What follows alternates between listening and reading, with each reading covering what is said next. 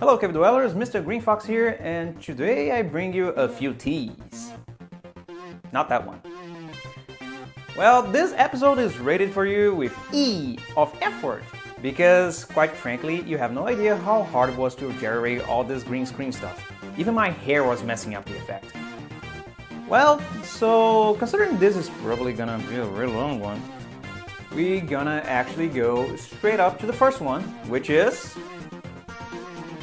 Tom and Jerry House Trap. This is a PS1 era game. There's a pretty fun game that I played a lot as a kid.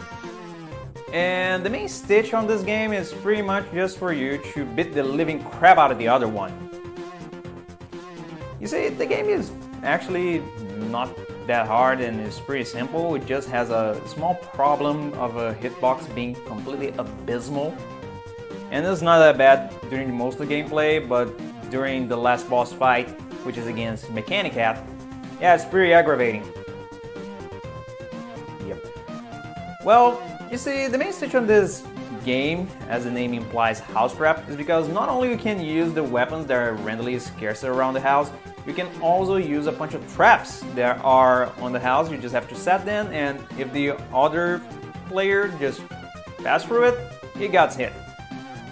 Well, the one thing that is very interesting about this game is that the stages really don't change that much. What really happens is that from stage, all that changes is what rooms on the house are open and what weapons are around, but some of them are permanently open.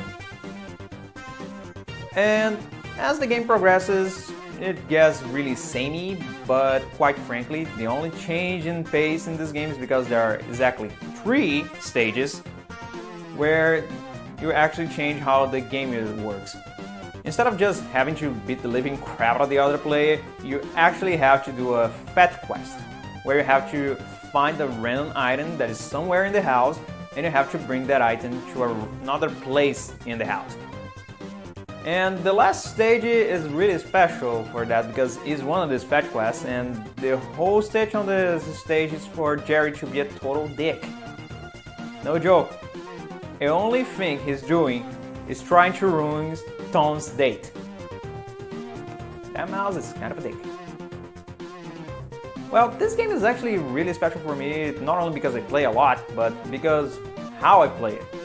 You see, the same way you have the cyber cafes where you can pay for use the internet or a computer for some amount of time, here in Brazil we have a place that was named Locadoras, which is kind of retail store, but never mind. See, this place is, instead of just renting computers to use the internet, you actually rented time in consoles. So you just sit there and play a console with any of the games they have available on the place, and the place that I gone, this was one of the best games they had around, especially because I don't like soccer at all.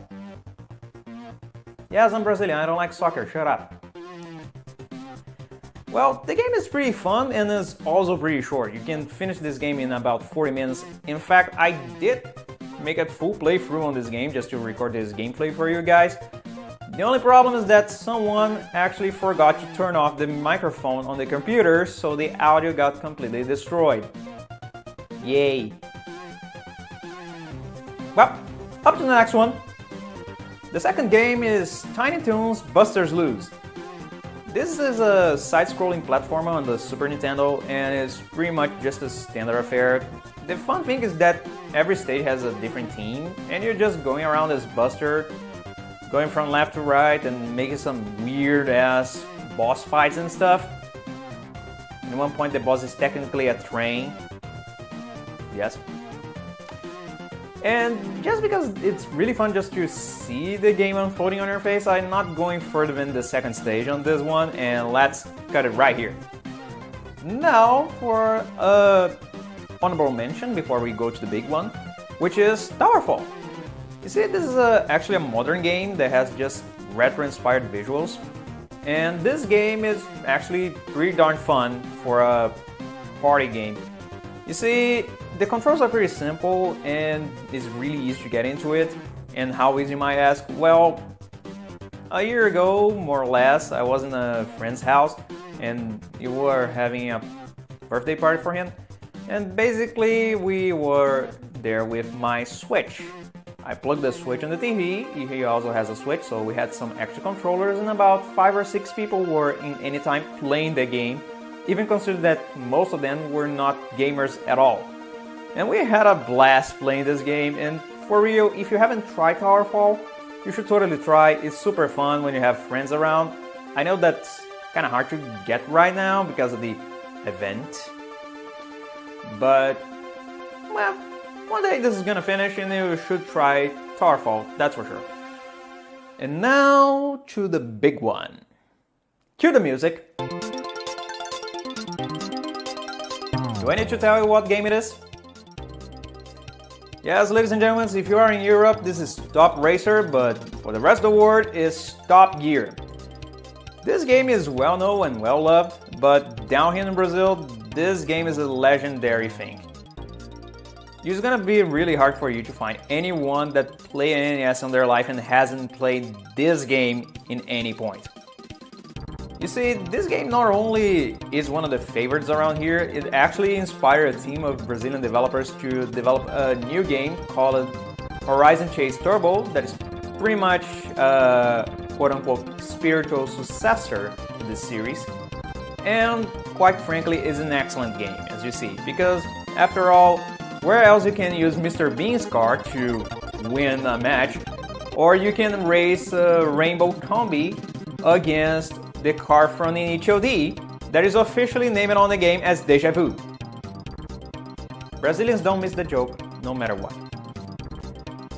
And yeah, it's a really good game, excellent music, excellent gameplay, and one thing that many people think is strange in this game that is not regular on Arcade Racer is the fuel gauge, because on this game, if you don't make a pit stop in some tracks, yeah, you're kinda screwed because you run out of gas. Now, Top Gear of course sell well enough, it deserved a couple of sequels. You have Top Gear 2 that looks strangely a lot like a certain other game in a certain other platform, right? But it's not much of a love child like the middle child nobody cares about, out simply mostly because many people didn't have this cartridge, including myself. And after this one that nobody cares, we have Top Gear 3000. And man, was this a change of pace. Well, you see, as Top Gear 2 actually just added some stuff like you being able to upgrade your car, this game was balls to the wall directly. Forget about the local street racer and stuff like that. You are in space, in an intergalactic tournament that nobody knows who is organizing. But it happens anyway. Whatever. And not only this game has a pretty decent upgrade on the visuals, for some reason now the cars are electric, you actually can use this game as a pretty decent benchmark to any cheap emulator device you can find there, because yeah, this thing uses a special processor chip on the cartridge that, yeah, you need some pretty beefy processor to actually emulate properly. See what happens when I try to run this game on the LDK game that I have, and man, it starts looking like it's okay, but in the second a race starts, yes, it's terrible. So if you happen to have this cartridge, it's excellent to try any emulator or any clone console you can find, simply because it's hard as nails to emulate. And with this out of the table, that's it from me, guys. I hope you have a great night. This is Green Fox signing out, and back to Neil on the studio. Made with genuine Sanwa arcade parts. Good evening. Oh, where's my webcam? It's Friday. Look, I haven't made myself large again. Oh. No, there's no webcam in there. Bear with, we are experiencing some technical difficulties. If I just put it around my head down there, nobody will notice. Right, where's the webcam? Hold on.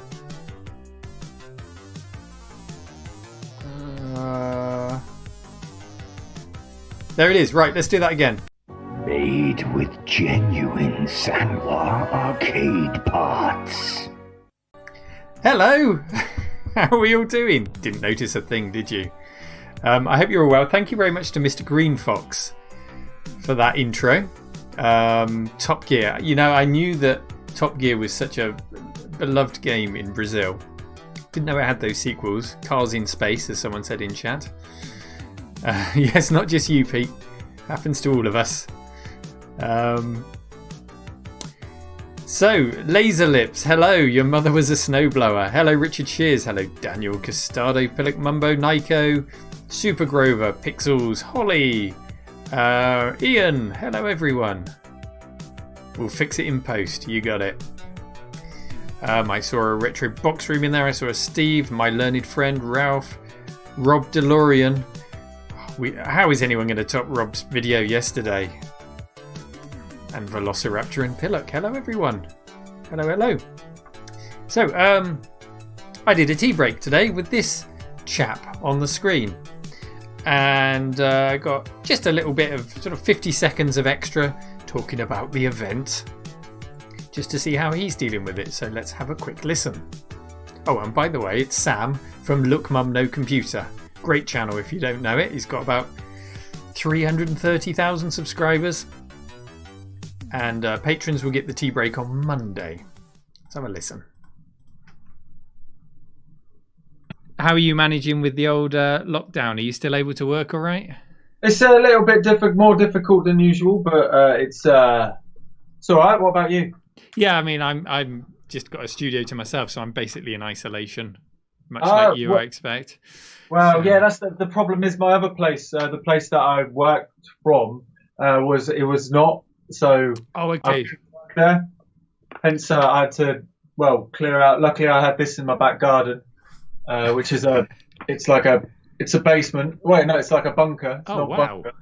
And yeah, and I had to move out of the other place in lockdown, which was a bit complicated. Right. Okay. So you've slammed some RGB lighting in there and got yourself set up. Yeah, pretty much. Pretty much. Excellent. Got to make the most of it. So yeah. Just happened to have a bunker in his back garden. Looks pretty good as well. I like that setup. Yeah, Costado, you've never heard of him. He's the guy who made the organ out of Furbies. And that video's had 5 million views. And off the back of it, he was invited to go and do a TED Talk. He's made a synth that shoots flames. He's made a wall of Game Boys into a synth. He's made a Mega Drive, a Master System into a synth, a Commodore PET. Yeah, just a fun guy. Yeah, he's made this nightmarish synth that has teeth and lips and eyeballs. You've got to see it. It's really freaky. No, Costado says nothing. Well, you've got a whole new channel to explore, Costado. It's called Look Mum No Computer. And yeah, he does his own music. So the interview will be on Monday for patrons. Also, I think, just to blow my own trumpet for a little bit, I think that new cave set is looking good. Even more lights. And also I've got a shelf here. I will do you a tour soon. But it's big enough to actually prop an Amiga 600 up and an Auric and all the other things nicely. So one of many new angles that we can see the cave from. So we had this great idea yesterday. The idea was, let's do UV and W games together, because there won't be many of them, will there, right? Can't be that many UVW games, and then we'll do XYZ games. We'll bash through them today because we're doing streams 1 hour at a time now. Keep it to 1 hour. And the result was many of you sent 3 games. A U game, a V game, and a W game. So it didn't really help the cause. Oh, yellow belly. So true. So I mean, we've even got some leftover S games. Let's bash through those quickly. It's from Simon. He said, I was expecting a bit more time for the W's, so I got this done in a bit of a rush. Oh, actually, he's Simon. To be fair, he's done S and V's, and so he's gone straight through all of the letters from S. So S is for, well, Dizzy. But I think specifically, did he pick out Spellbound Dizzy? Or is that whole pack called? No, Spellbound Dizzy is in the pack. A new game, was that? Oh, this one is exclusive to the pack, Dizzy, Prince of the Yoke Folk. And then Spellbound was new as part of the pack, but I guess that came out separately later. I don't know, Grant. We'll see. It might have to roll over. Another S. Simon the Saucer. A1200 enhanced version. All those extra colours. Great game. Especially if you got the talkie. Another game I'm surprised nobody picked. Stonekeep. A game with an infamous history of development hell. It went through so many versions, starting on floppy disk, ending up being an early CD-ROM game. It's actually not a bad game. It's not amazing, but it's, considering the history of its development, it came out all right. And this is a holographic. I've actually got this box in the grave, in the cave. Jeez, I got this in the grave. And as you move the box, the hologram moves. It's nice. Not the first CD-ROM game, and I tell you what, so many great suggestions have come out of that video, Steve. I'm glad that I did that video as a bit of an open invite at the end to say, look, this is what I found, but come on, give me your suggestions. Do you know of any others? And we've got some great prototypes that weren't released. Some games that look like they could be candidates for even earlier than the C64. Loads of stuff. Hello, Alan. Bunkers, Grave, Stonekeep. Hello, Grave Dwellers. Maybe I should have used that for this channel. The Retro Man Grave. Where bad content comes to die. I'm not drinking tonight. Just a water bottle. V for Valhalla Before the War. The second ever Amiga speech adventure. So what was the first? And does that... No, that's not on CD because it's available for the 500, 600. So that must be using the speech, as in the workbench speech. I'm guessing the first one would be Mortville Manor. So maybe this came after Mortville Manor. Don't know. Sounds like a quiz question. It certainly does, Custado.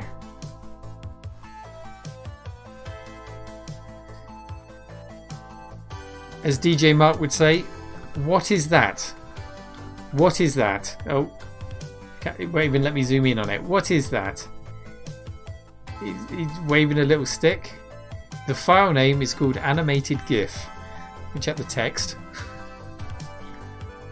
The animated GIF relates to the first W game. Ah, could it be related to the Warlock of Firetop Mountain? Steve Jackson and Ian Livingstone, one of those great choose your own adventure fighting fantasy books. Loved those as a kid. Who didn't? Who didn't? I saw Pixels mentioned it's sampled speech. Well, I never. Yes, I know the 500 had the A570 CD drive because I had it, but it didn't say on the box that it was a requirement. Enhance. It says 1 meg and joystick required, but it doesn't say CD drive required, so I wonder what the first one was then.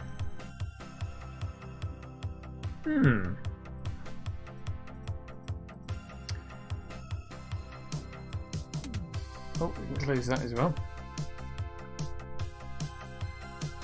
So that concludes the S's, and I think let's go straight in with Richard. We all love a bit of Richard. See, look, it's already full Richard. Okay. You're watching the British Emergency Broadcasting System. The estimated date is March or November 2013. It's 19 hours. So now, as usual, it's time for the quiz. T for Tiny Troopers. I've heard good things about this. Cannon fodder-esque.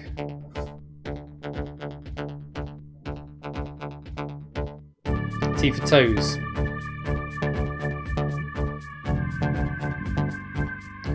I do like these garden videos that Richard does.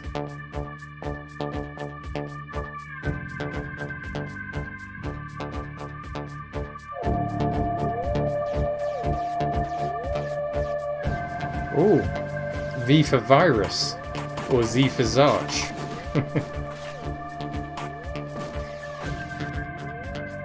I didn't catch what that second game was actually. Werewolf versus Comanche. Oh, I remember this. This was bundled with a lot of 3D graphics cards back in the day. Ultimate Race. For Uridium 2, I think it was. Torchwood. Okay, thank you. T for Tornado. Great on an A1200.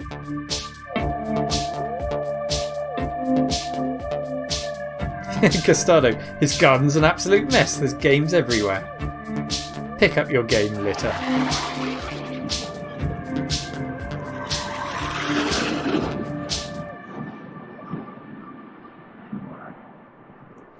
I reckon that's in Wales, you know.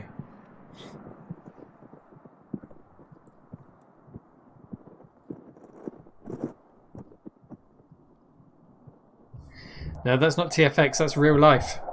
Well, it's between 600 and 750 days since the event, but that hasn't stopped those of us that survive from enjoying ourselves.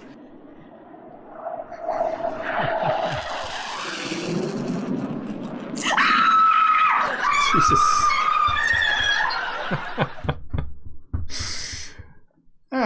Never a dull moment with Richard. Thank you, Richard. Fantastic effort, sir.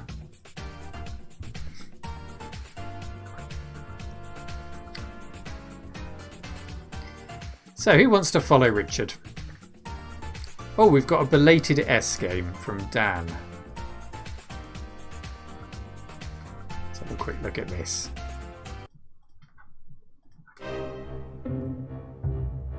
Deep in the forest.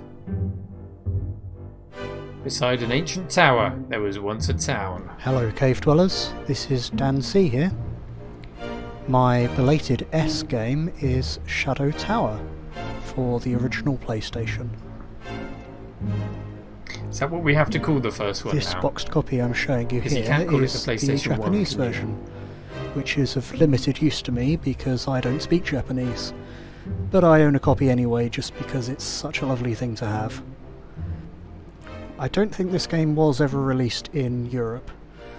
There is a North American release which is of course in English, but it's rare and expensive, so no, have you I lost don't the own a feed? copy of that. Good. Okay. Shadow Tower was made by From Software, best known now for Dark Souls. And if you've ever played Dark Souls, then you'll know roughly what to expect. This is actually very much the same sort of thing, except in first person and on much more primitive hardware.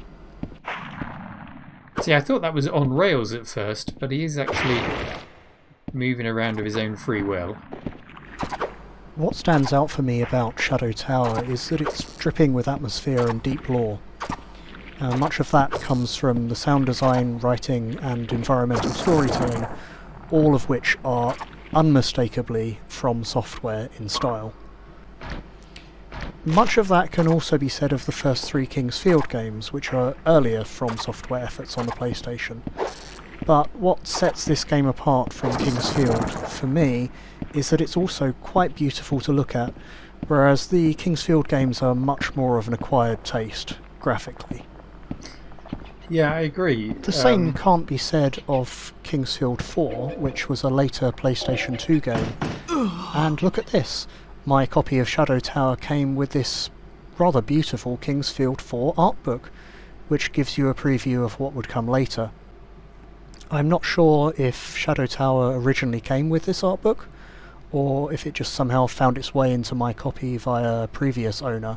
I have a Japanese copy of Kingsfield 4 as well, and that includes the same art book. Shadow Tower comes with a 36-page manual that looks really nice, although of course I can't read it. I particularly like this page here that gives you a preview of some of the items and monsters that you'll encounter in the game. Definitely not a complete list though. How many pages? I love the art style on display here. Again, it's unmistakably the work of From Software. And finally, I know you've all been waiting for the measurements. Yes. And back to Neil in the studio. Oh, I've accidentally turned loop back on there. Thank you very much, Dan. Yeah, as you said, it looks really good for an OG PlayStation, as I'm told is the cool thing to call it in the chat. It is quite crisp. It does have that typical tearing of the PlayStation, but it's using textures, and the textures don't look muddy. They do look nice and crisp and clear. It's not overly busy like you get on so many games. Looks good, and it runs smoothly. I like it. Russell enjoyed the calipers.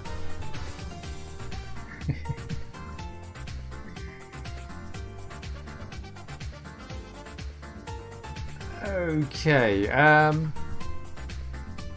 here is somebody who I'm subscribed to and we haven't seen on the diaries before. So, a potential chance to give somebody a big old YouTube RMC hug on their channel. It's Cat Lady Gamer. Let's see what she's got to share with us. Greetings, Cave Dwellers. Greetings. This is Cat Lady Gamer. So for my nomination for the letter V, I have chosen 2004's Vampire Masquerade Bloodlines. Or onto V. It's based on the role-playing game, and it was released in 2004 by Troika Games. Used Valve's Source Engine, which they also used for Half-Life 2. Set in 21st century LA, and it's an action role-play game. Has a good soundtrack. The intro is Angel by Massive Attack, and also features songs from Ministry, Lacuna Coil. Score is by Rick Schaefer, who also did the score for Neverwinter Nights and Elder Scrolls Online. Particular favourite of mine because I am big into Old World of Darkness, not New World of Darkness. And cats. Quite enjoy it, so let's have a quick look at it. The Embrace, the act of transforming a mortal into a vampire.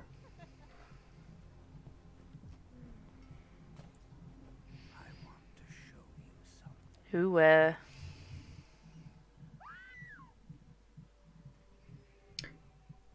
I didn't catch what system this is on. Is this PC? Oh, look at those hair physics.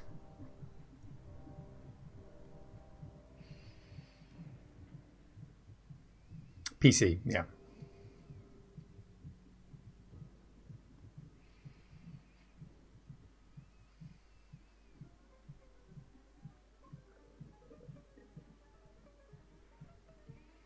Hello, the Cat Lady Gamer in chat.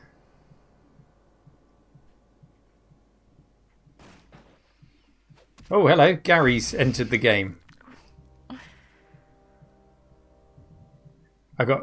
Remind me, I've got to tell you a funny story about Gary in a minute. Okay, so basically you get sired and it's finding out about Gehenna, which is the end of the world. Anyway, that is it. It's available on GOG and other places if you want to play it. It's a good game, I enjoy it. Thank you, Cave Dwellers. Bye. Oh, that's a bit risque at the end there. Put some clothes on, lady. Not you, Cat Lady, the lady in the game. Vampire. Do you know what? I've just realised I've got this. I've never played it, and I've got it on my shelf. Right, I've got no excuse not to play this. Thank you for the suggestion. Here comes the link to the Cat Lady Gamers channel. Let's give her a Friday sub hug. There it is in the chat. So, yes, you want the Gary story. So, Gary was telling me today that he ordered something from, I don't know, Amazon or whatever, and he got the notification to say it had been delivered. And it hadn't. So he thought, where the hell is that? And he was trying to track it down.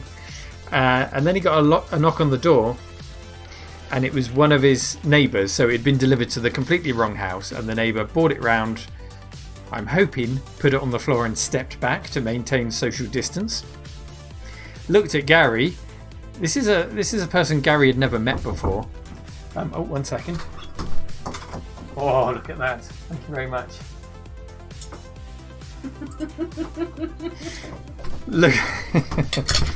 So this person looked at Gary and said, "You coming, Gizmo? You're completely ruining my story, Gizmo." So yeah, this person looked at Gary and said, "Oh my god, you're Gary from Retro Man Cave." And Gary said, "What?" Turns out this guy in Gary's small village has a games room full of arcade machines, recognised Gary from the channel, and as soon as lockdown is over, they're gonna hang out in each other's arcades and game rooms and become friends. How cool is that? I don't get recognised, but Gary gets recognised.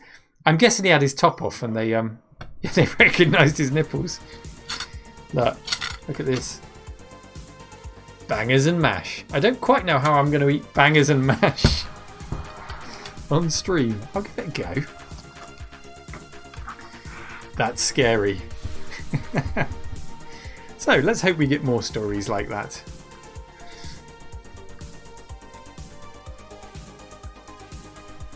On to the next one. Thank you, Cat Lady Gamer.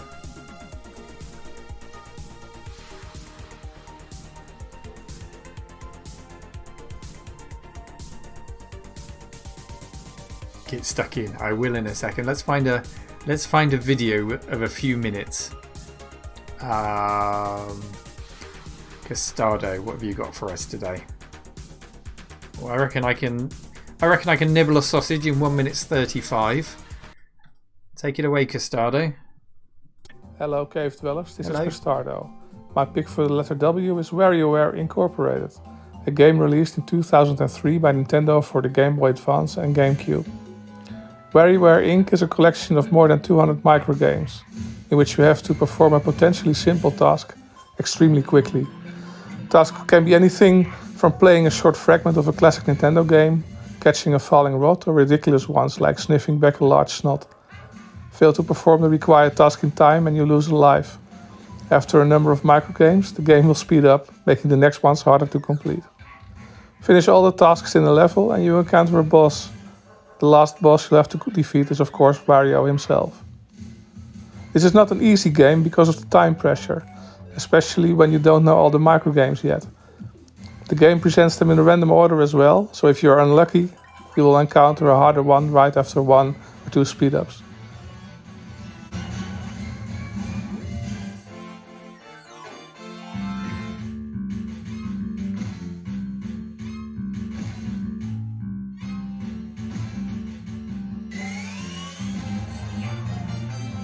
Somewhat uncommonly, the game includes a 30-page full-color manual, which is a joy to read. There are a few mazes you can solve, and if you want to ruin the manual, you can fill in a job application form for WarioWare Incorporated. WarioWare Inc. is a great game, highly recommended. And now, back to the studio. Thank you very much, Custado. That bit of sausage can wait.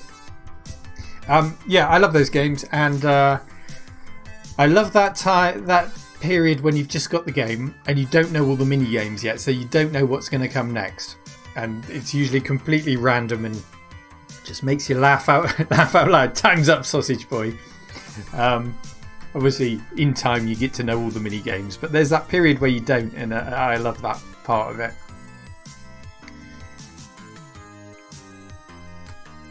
put that fork down. What-ho? Look who it is. It's Russ. Russ, you're on sausage duty for the next 1 minute 50. What-ho, Cave Dwellers. It's the end of a long week. And that means salted peanuts, wine, and some Amiga gaming. There we go.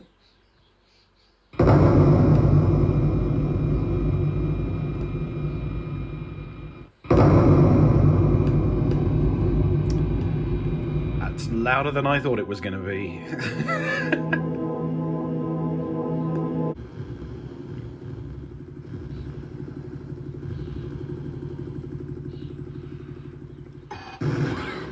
Yep, he's had it.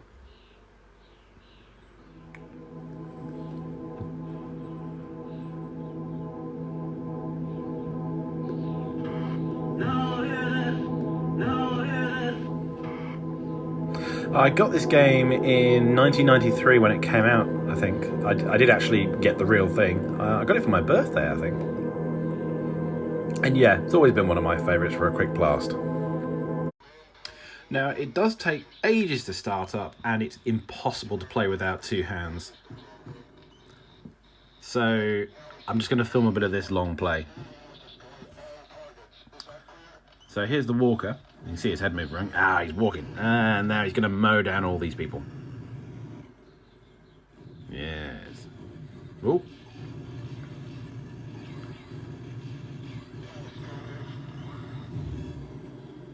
Yeah. It's a pretty nasty game, really. But, yeah. Here's to everybody. And hope everyone's staying safe. And back to you in the studio, Neil. Cheers, Russ. Great choice.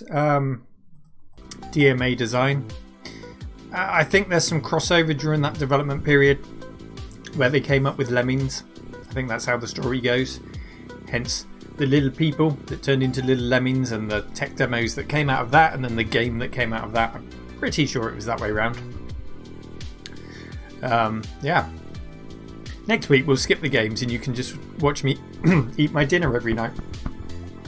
Doesn't that sound like a riveting stream? Russ, in the done folder. God, I could murder a glass of red wine right now, Russ. What have you done to me? Honestly.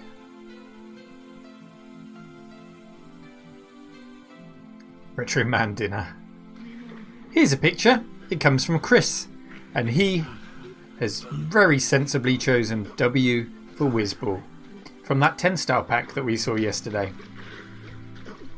Whizball took me ages to understand how the hell the game worked, but then it's rightly considered a classic.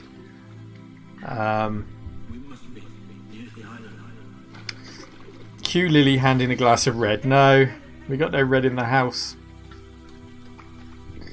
It's safer that way.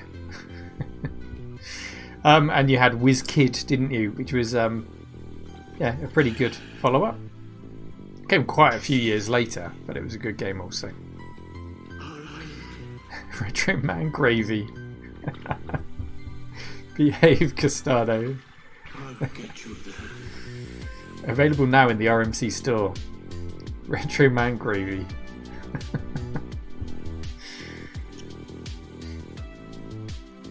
Just water tonight. Reese, just water. And sausages. So this is a W game from Parallax Abstraction over in Canada. We haven't heard from him for a while. So let's see what he's got for us. Hey, what's up, Cave Dwellers? It's Parallax Abstraction here with another sort of interesting item from my collection. And yeah, so this is a bit more of a modern title. This came out a few years ago. Well, God, I think it's over 10 years ago now, in fact. Ay. But yeah, this is a really awesome real-time strategy game called World in Conflict. You can actually get it on GOG right now. And I quite like it because it's an RTS that doesn't involve base building, just commanding units. It sold okay, but not amazing. It's never gotten a sequel, unfortunately. And the developers behind it, Massive Entertainment, actually were acquired by Ubisoft and now make the Division games.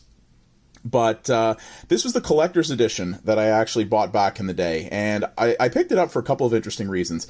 The box is actually open right now because this is, I don't know what material this is, but it's like a painted, like some kind of special painted cardboard.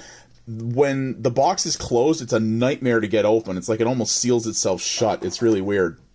But it's kind of a basic collector's edition. You get the DVD for the game. Well, there's the key code that probably doesn't even work anymore. But what was interesting about this is they included a couple of bonus DVDs with it. One of them was this making of behind the scenes DVD, which is kind of cool. And then they also included this one, History Channel thing on the Berlin Wall, because this game was basically about if communist Germany never fell apart and invaded the US. So that was kind of neat. And they also included a 10-day trial edition of it if you wanted to give it to your to a buddy to try with you. I did play this multiplayer a lot with a friend of mine, but this was the interesting thing I thought the most that came with it. This is an actual certified piece of the Berlin Wall that they included in the collector's edition with this. I don't know where they got all these pieces from, but yeah, I thought this was kind of neat. I've never opened this. I've always kept it sealed because, I mean, you can see it well enough in here, right? And I didn't want it to come apart. But this is apparently an actual chunk of that. You know, I don't buy a lot of collector's editions of video games typically because most of them just include a bunch of tat that you don't really care about for the most part, right? But this one I thought was interesting because it actually came with this kind of cool artifact. It's kind of an interesting concept on the collector's edition. Not one of these huge flashy ones you see a lot, but some really interesting, useful stuff in it. And yes, indeed, you guys wanted to know about it before, so there's the Stream Deck there. I live stream on Mixer as well, and I control a whole bunch of crazy things through this. Yeah, Mixer allows you to have soundboards on what they call mix play, so I have a whole whack of sound effects in there, and I got the fancy stuff to monitor everything my computer does, and all that jazz. I love this thing. Just after this came out, they came out with the XL version that's a lot bigger, and can't justify the cost, but man, I would love to get one. So yeah, that's it for that one. Thanks for watching, guys. Hope you found this interesting, and I hope you're all keeping well. Take care. Thank you very much, sir. Great choice. Do you know, you said that came out about 10 years ago, I think, which would put it before the likes of YouTube. And do you know what? I devoured anything that came in a game that had the behind the scenes, the making of DVD, all of that stuff. Before you could just go on YouTube and easily find this stuff. I know there was stuff before YouTube, but most development diaries were they were columns in magazines, really. You didn't get to see the videos, so loved all that stuff. Well, he says it's a certified piece of the Berlin Wall. Who am I to doubt it? That is a good feelie. I've been to YouTube had been around ages 10 years ago. When did it come out? I thought it was like 2012. No, it's before that, wasn't it? It was like 2007. Yeah, sorry, you're right. It had been around. But regardless, before that, things like the Ultima Collection came with a behind-the-scenes video, and loads of games came with like little clips that you could watch on QuickTime. 2004, is it really that old? Wow, I didn't realise it was that old.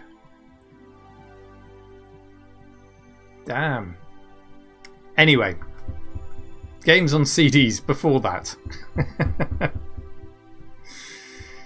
And yes, Berlin is a wonderful city that I've been to and enjoyed, and I remember when the wall came down on the news, but by the time I got to visit it, it was a united city for many decades.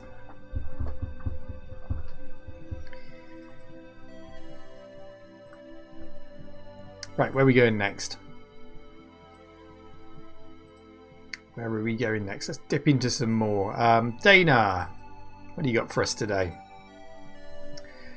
I think we all expected to struggle with these, she said. I struggled to narrow it down. U is for Ultima Gaiden. I know you love a bit of Ultima. Oh, I do love a bit of Ultima, you know it. But are you familiar with this one? Also known as Ultima Runes of Virtue 2. This was originally a Game Boy game, but it was updated and brought to the Super Nintendo. I don't believe either version was released in PAL territories, but it was of course released in English in the US. No, I have not heard of that version. The art looks very not Ultima-y. But then I've played Ultima 7 on the Super Nintendo and it is weird. It's so weird. It's done away with half the game, but kind of got similar sprites. So it feels familiar and yet very odd.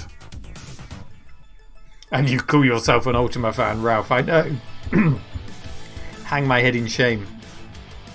For V, Vagrant Story, perhaps the most visually ambitious game on the PlayStation. It's full of absolutely gorgeous textures and is an exceptional candidate for emulation that increases the internal resolution and pushes beyond the original hardware limitations. Ooh, we like a bit of that.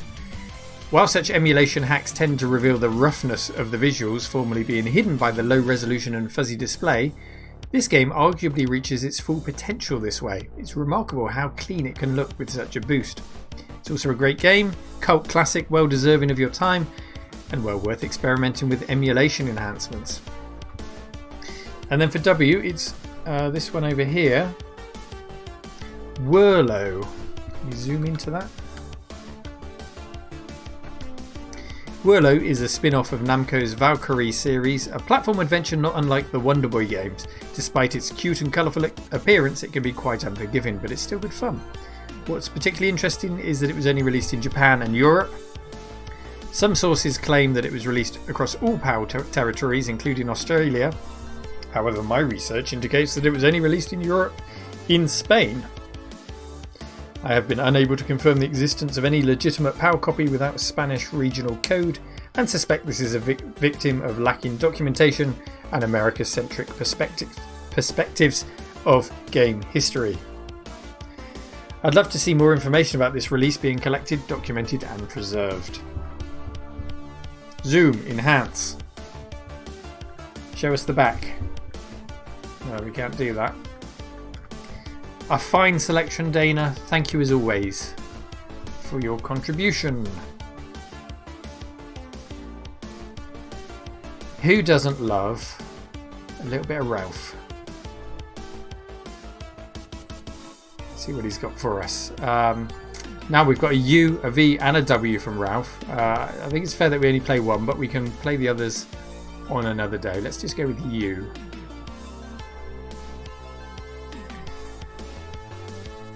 Ralph's fine hands. Instantly recognisable hands. There it is. Let's get it over and done with.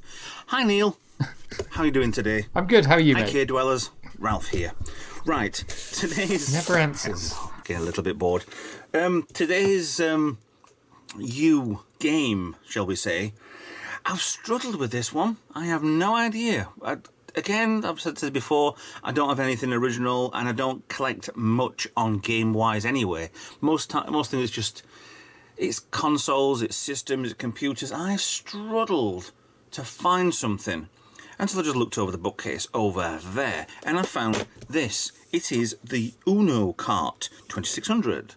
Now this is in a case that I got the sleeve printed from One Click Print. Made it myself off of there was a asteroids cover, that's why it kind of goes into asteroid down here. But that's by the by really. The Uno Kart, if you don't know what it is, I don't even know whether or not they still make this or not. It's an EverDrive kind of version for the 2600. So you basically, whatever type you've got, if you've got an NTSC, you'll take that jumper out. PAL, go on the right hand side. PAL 60, or is that 80? I don't know. Put it on those two jumpers, and you put everything, all your... I really want to see how... Oh, it's a 4 gig SD card. You could fit the entire 2600 library on that 100 times over. 2600 games, ROMs... on a card. I mean, I've obviously got a 4 gig card. You don't need that much for the whole lot. But you can come with 3 different covers. This is not a sales to those. This is kind of, I bought this. I wanted a complete system. I want the EverDrives for the different systems, the N64, the SNES. Mega Drive I've already got one for. But this is every single game you will ever want or need to play or can play for the 2600, and probably a lot more. It's a crummy 3D printed case, which I might actually get a case that's been, well, as I said, the ROM might have burned or whatever, or possibly even sand this down. It's a 3D printed one, which just doesn't look that good, to be honest. So I might just get an empty case and rehouse this, which shouldn't be difficult. It's only got a small ROM in there. Cut away the back there, cut away that bit there, and I'm done with that, and I can take these labels off easy enough anyway. So the Uno cart, if you don't know much about it, it is, shall we say, if you haven't got a full collection, or you'll never get a full collection of the Atari 2600, here it is. So, yeah, thank you very much. I'm back to the studio. Thank you, Ralph. Great suggestion. The Uno cart. I mean, you say you're not a big fan of that 3D printed case, but the thing is, with so many of these SD card solutions, they're not produced in numbers where they can really justify a proper, the cost in making a moulding for a 3D case for it. A plastic case for it. So actually, to get that is better than the nothing that you get with a lot of these solutions. So I wouldn't be too unhappy with that. And yeah, great. Everything you need, everything you could ever want for a 2600. Sign me up. Warlords was a great game, says David, on the 2600.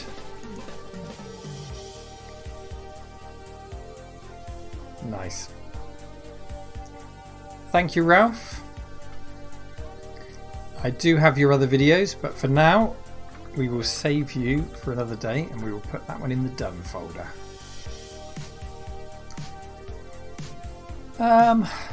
Let's have a look at some of the... Oh, let's go to Pixels, because he sent his V game in ages ago.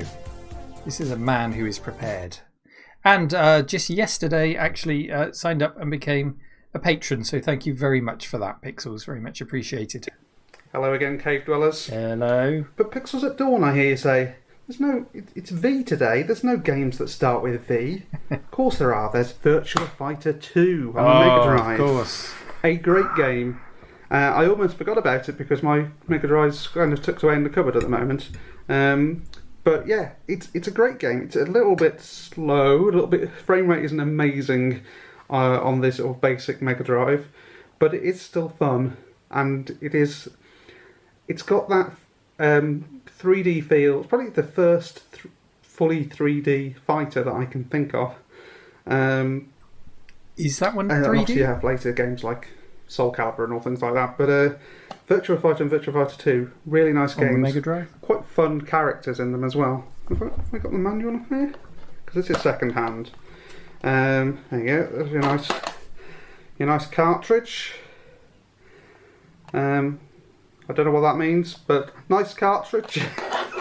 And a manual, which is in black and white, as a lot of the manuals were in those days for console games. You've got all your moves. Thanks, and all your special moves as well. All sorts of interesting things you can do. I don't know any of them. I'm terrible at fighting games generally. You and me both. But it is a good game. So there you go. Virtua Fighter 2. See you next time. Thank you, Pixels. I seem to remember that there were plans for Virtua Fighter with the SVP chip. Did that ever come out on the Mega Drive? Or did they hold it back so that it wouldn't detract from the 32X? But that one, the cartridge in that one is not big enough to... the SVP cards were monsters. It was Virtua Racing only, was it? Was there nothing else that used the SVP? Nothing at all.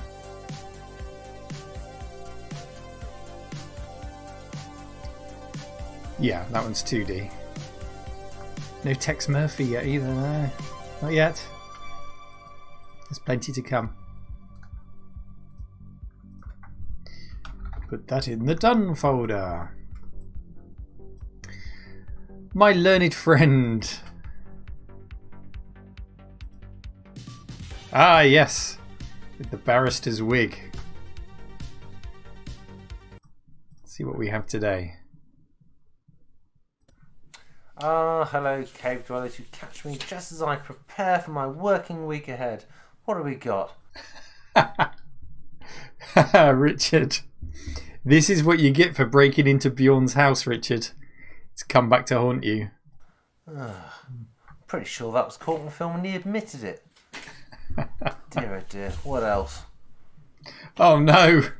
Ooh, Guilty, nasty. Your Honour. Jury won't like that one. Guilty as charged. Well, I think we know who's going to win that. That's Richard again. This is doing we're heading. V today, isn't it? I need some kind of palate cleanser. I think I know just the thing. Yes, Viewtiful Joe on the GameCube. Good What shout. a fantastic game this is. Yeah, 2003 release for the GameCube, this one. It's a sort of side-scrolling beat-em-up, but with sort of platforming elements and collecting elements. Got the ability to slow down time, speed up your attacks, and other special powers as well. Really, really great game. And as you can see, just on the footage, lots of Vs. Great fun. Don't normally go for action games, but this one really hits the spot. I think he's got a really catching art style too. Looks good, sounds good. But I suppose I better get back to the day job. What else have I got here? Oh no, not more. Oh no. No! Thanks, White Dragon. Surely not. No one can defend that. I'm going to need more thought on this. Back to Neil in the studio. There's no way that Gary's going to win a case against gross indecency. He's going to lose every time. Thank you. Tremendous suggestion. A game I have played, but every time I see a GameCube game, it reminds me I need to properly explore the library. There's so much more that I need to enjoy on that one.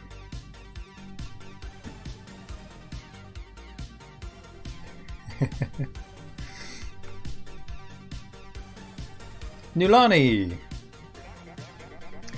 Now, a game that Dana mentioned, albeit different versions, I believe. Or did I imagine that? I'm sure someone mentioned Valkyrie. Oh, yeah. Maybe, maybe not. Maybe I'm just making things up now. Hello, Neil. My submission for the letter V is the game series how am I saying this? Valkyria Chronicles? Maybe.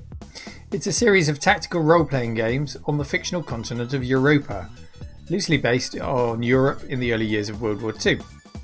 It's the first game. In the first game, you take up the mantle of a group of militia in a small would-be neutral country, defending it against an invasion. It has an anime graphical style. Valkyria. Valkyria. I think we had Valkyrie earlier, didn't we? This is Valkyria. Nulani only has the first and fourth game. Second and third were developed for the PSP, and only the second was released outside of Japan. First game is the reason I bought a PS3. Both the first and the fourth have now been released on PC and the PS4 and the Switch. It suffers a bit from the utterly daft AI, but there aren't any other tactical role-playing games with quite the same sort of gameplay. Turn-based, but units are moved around from a third-person perspective. Oh, my ears are sweating in these headphones tonight. As opposed to the much more common isometric chessboard style. Oh, and rifles, tanks and grenades, as opposed to swords and magic. Sincerely, Nulani. Sega. Thank you, Nulani.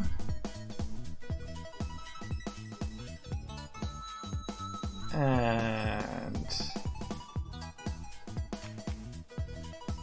I don't know if there's any audio with this one. I will turn it on if there is. There is some text. Hi Neil, I chose Vroom Multiplayer as my V game, which I didn't even know existed until I went looking to get Vroom. Apparently it was only released in France. Ooh, this is an interesting one. Vroom, but a special multiplayer version. The Vroom we all know and love was released for the Atari ST in '91, and the Amiga version followed 6 months later. It was released for the Sega Mega Drive and added split screen. Following this came Vroom multiplayer on the Atari ST, Amiga and PC, but only released in France. Show us that again. Later, Domark added team and driver selection and rebadged it as Vroom multiplayer and released it as F1 in the UK. So if it looks familiar, it was also called F1. Yeah, it's got that sort of Super Monaco style with some actual polygon 3D bits added.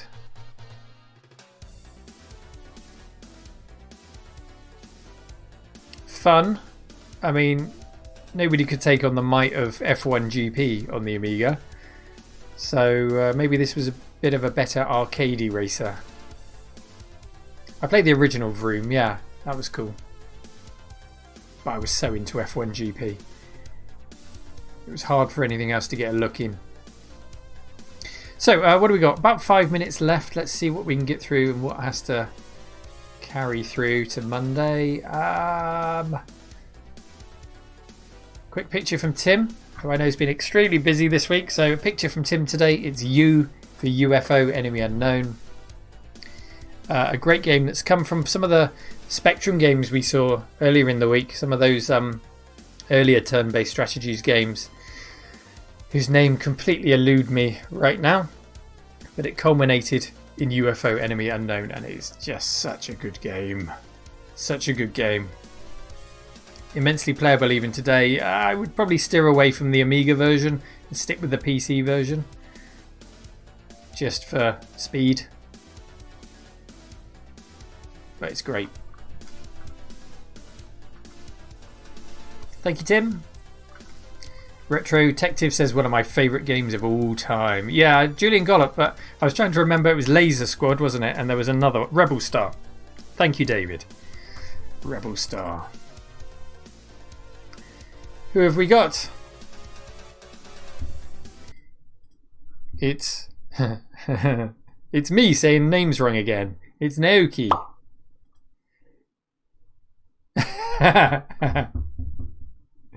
Yes, he gave us an 8-minute video which we had on the intro yesterday.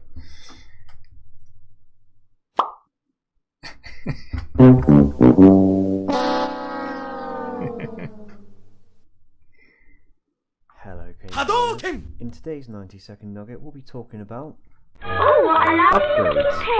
When I say upgrades, I mean hardware which has either allowed a gamer to upgrade their console performance, ability, or just allowed them to play games from another system. While there are many types of upgrades, here are just a few of my own. He did pill it. Start the clock. Starting with the oldest, the Mega Drive. This is well known for Sega's many upgrades, arguably for planting one foot in the grave of Sega's console business. I have the more successful Mega CD here, adding almost an entire system to the Mega Drive with a CPU, graphics mode, sound chip and RAM with a CD drive. I also have an Electronic Arts 4-player adapter which is used in several games. The Saturn had upgrades too, ranging from extra RAM cards to video CD player cards. Along with RAM upgrades was the Nintendo 64, which by the end of its life was all but required for games. Then we have the GameCube, where the ability to have a whole Game Boy Advance bolted to your cube was an option. Along with networking and now SD card support and the previously unused Serial Port 2. Let's not forget the Wii Motion Plus as well, being such an upgrade, to Nintendo at least, that they carried the whole controller over to the Wii U. And I have the PS2 here as well because it too can take upgrades. The original model didn't come with any networking support, and this adapter not only allowed you to have Ethernet, but also a whole 40 gig hard drive which could be used for various things. I'm aware this isn't the original drive, as I'm sure that Sony would not be using Apple drives. This is for legitimate backups. This topic interests me because we just don't see hardware upgrades in modern devices. Hang on, time's up. It's all controllers or basic storage upgrades now. The latter is more needed now for ever increasing game sizes. Oh well, at least it's easy to change hard drives in consoles. But that's it for me. Back to you in the studio. Thank you very much. We've got our banana for scale. I think on the tape measure there it says I'm broken. I don't know if you get a point for a broken tape measure. Take your filthy point. Well done. I did enjoy that. It was like the generation game. Right, Dave, you now have to read back to me all of the things that you saw. You'll get a point for each thing. Please don't. Definitely, if you don't already have one, you do have a YouTube channel, don't you? I've just forgotten everything that was said to me yesterday. It's Friday. Give me a break. Okay, one more. See what we've got in the retro box room. Oh, we had to have this, surely, for a U. Thanks, Neil. Hi, fellow cave dwellers. I'd like to talk about Unreal Tournament 3. I'm going to rattle on through just to keep it going. I bought this back in 2007 when it had just come out because I just bought a fancy computer. It needed, what did it need? It needed 2.4 gigahertz dual processor, 1 gigabyte of memory, an NVIDIA 7800 DTX Plus, or an ATI X1300 Plus, and 8 gigabytes of hard disk space. Why is now, everyone there were gone on bits to in it fast forward? that allowed for NVIDIA to do really fancy stuff, so you're better off having an NVIDIA card at the time. Let's open the box up. CD, never actually stuck it on that side. Let's hide the CD key. Whoa. Basically, that's what the front of the manual looks like. Let's flip it over. How many pages? How many pages? 50 pages. And you could see, who remembers GameSpy? Different things that wanted you to do, and it tells you all different bits and pieces about what you need to collect, what things you can fly around, drive, shoot, blow up, all that sort of stuff, who the bad guys are, all the wonderful stuff. But then, because it is the collector's edition, all the way around the back, which way does it open? This way, you got a nice little book. Now, is there any page counts in this? I don't think there is, but that's everyone who worked on the game at the time. I would probably never have found that. No, there's no page numbers, but there is some wonderful concept art. I mean, I can barely draw a Matchstick Man, and these people do these fantastic things. But it's well worth having a look through there. But you also got a bonus DVD, and I've never opened it. After all these years, I've never opened it. But let's have a quick blast of the graphics.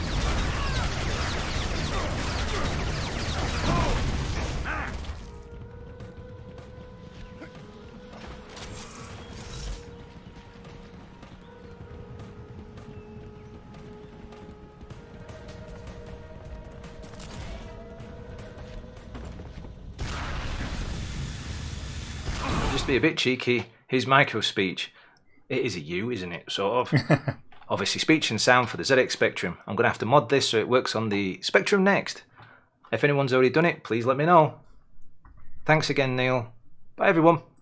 Thank you, Retro Box Room, aka Fair Fight, with the calipers, with the all of the stuff. That was totally unplanned. When I said we've just got time for one more, I had no idea that he was going to be in fast forward mode, but it was almost like we planned it, wasn't it? Got to get this one in quick.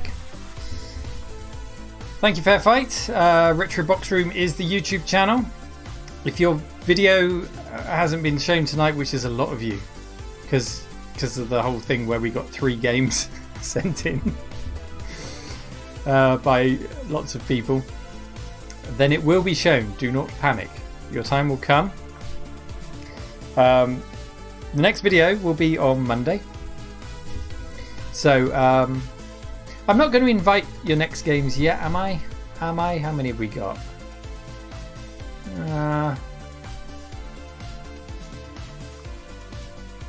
Yeah, go on then. Send them in if you want. So we are up to X, Y, and Z, or Z. X, Y, and Z. X, Y, Z.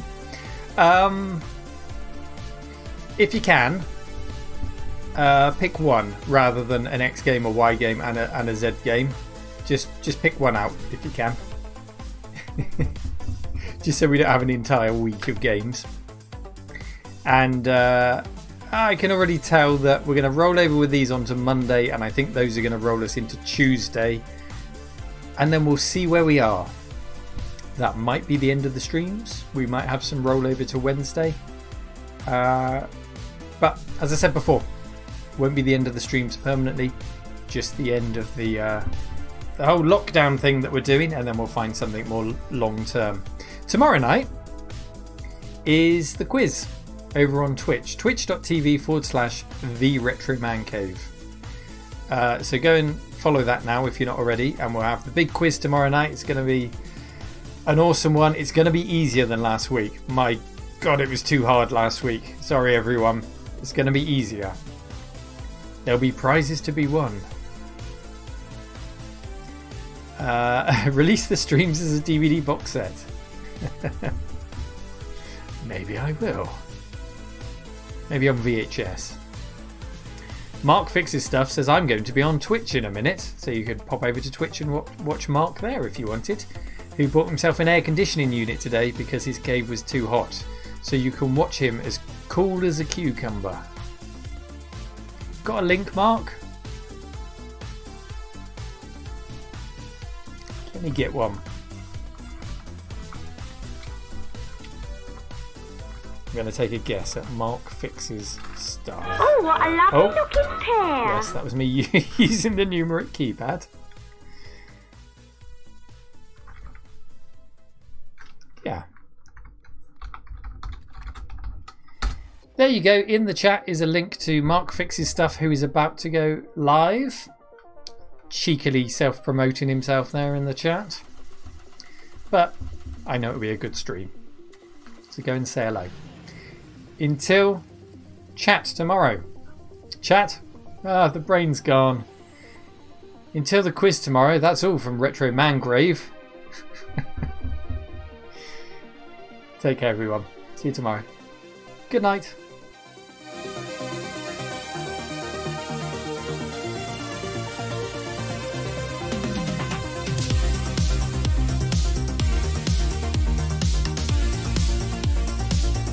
Oh yes, I forgot. Thank you, Alan. There is one other thing I have to tell you. Fusion magazine. The annual 2021 annual is up and live. The project is up and live. They've hit their goal, but you can never back a project like this too much. There's the link in the chat. Go and support a great annual. If you liked getting video game annuals back in the day, this is it. Fusion of modern and, oh look, and old gaming. Look, there's me. There's me. I did that.